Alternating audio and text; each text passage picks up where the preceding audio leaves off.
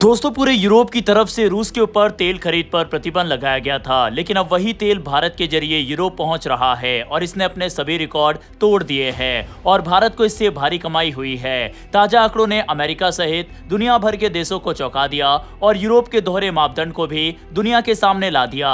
किस तरह से यूरोप और रूस की लड़ाई में भारत भारी मुनाफा कमा रहा है, चलिए इसे आसान भाषा में समझते हैं। मेरा नाम है गौरव और आपका स्वागत है इनसाइट नॉलेज की एक और नई वीडियो में।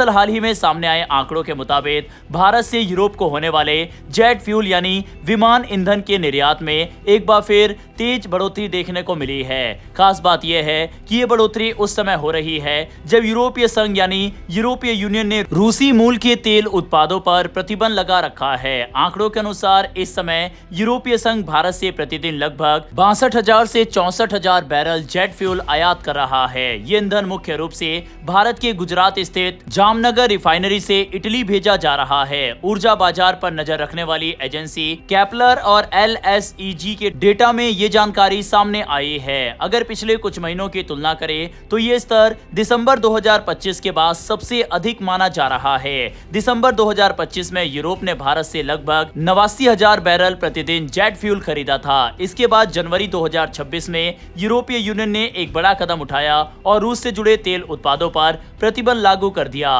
अब यहाँ सबसे महत्वपूर्ण सवाल यह है कि आखिर यूरोप ने यह प्रतिबंध क्यों लगाया। दरअसल फरवरी 2022 में रूस और यूक्रेन के बीच युद्ध शुरू होने के बाद पश्चिमी देशों ने रूस पर कई आर्थिक प्रतिबंध लगाए। इन प्रतिबंधों का मुख्य उद्देश्य रूस की तेल और गैस से होने वाली कमाई को कम करना था, क्योंकि पश्चिमी देशों का मानना है कि इसी आय का उपयोग रूस युद्ध संचालन में करता है। इसी रणनीति के तहत यूरोपीय संघ ने 21 जनवरी 2026 से उन तेल उत्पादों पर भी प्रतिबंध लगा दिया जो रूसी कच्चे तेल से तैयार किए गए हों। यानी अगर किसी देश ने रूसी कच्चे तेल को खरीदकर उससे पेट्रोल, डीजल या जेट फ्यूल बनाया है तो उस उत्पाद को यूरोप में बेचने पर भी सवाल उठ सकते हैं। हालांकि भारत की स्थिति यहां थोड़ी अलग है। भारत दुनिया के सबसे बड़े तेल रिफाइनिंग केंद्रों में से एक है। विशेष रूप से गुजरात का जामनगर रिफाइनरी कॉम्प्लेक्स दुनिया की सबसे बड़ी रिफाइनिंग सुविधाओं में गिना जाता है।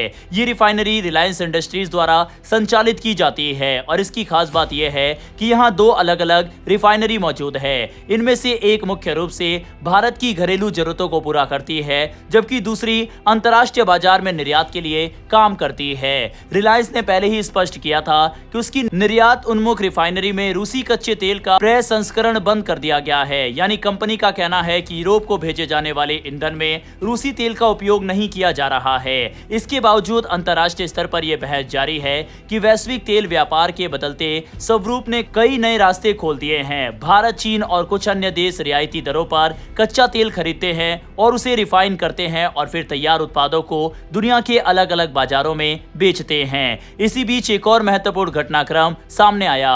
अमेरिका में डोनाल्ड ट्रंप प्रशासन ने अप्रैल महीने में एक विशेष छूट को कुछ समय के लिए आगे बढ़ा दिया था। इस छूट के तहत कई देशों को रूस से तेल और पेट्रोलियम उत्पाद खरीदने की अनुमति मिली थी। ये छूट मई के मध्य तक लागू रही और इसी अवधि में कुछ जहाजों पर तेल की खेप लोड की गई। ऊर्जा विशेषज्ञों का मानना है कि वैश्विक तेल बाजार बेहद जटिल है और आज तेल का स्रोत, उसकी प्रोसेसिंग और अंतिम गंतव्य को ट्रैक करना पहले की तुलना में काफी कठिन हो गया है। यदि पिछले वर्ष के आंकड़ों को देखें तो 2025 के दौरान भारत ने यूरोप को औसतन 89,000 बैरल प्रतिदिन जेट फ्यूल निर्यात किया था। ये यूरोप के कुल जेट फ्यूल आयात का लगभग 16% हिस्सा था। ये दिखाता है कि भारत यूरोप के लिए एक महत्वपूर्ण ऊर्जा आपूर्तिकर्ता बन चुका है। भारत के लिए ये एक बड़ा आर्थिक अवसर भी है।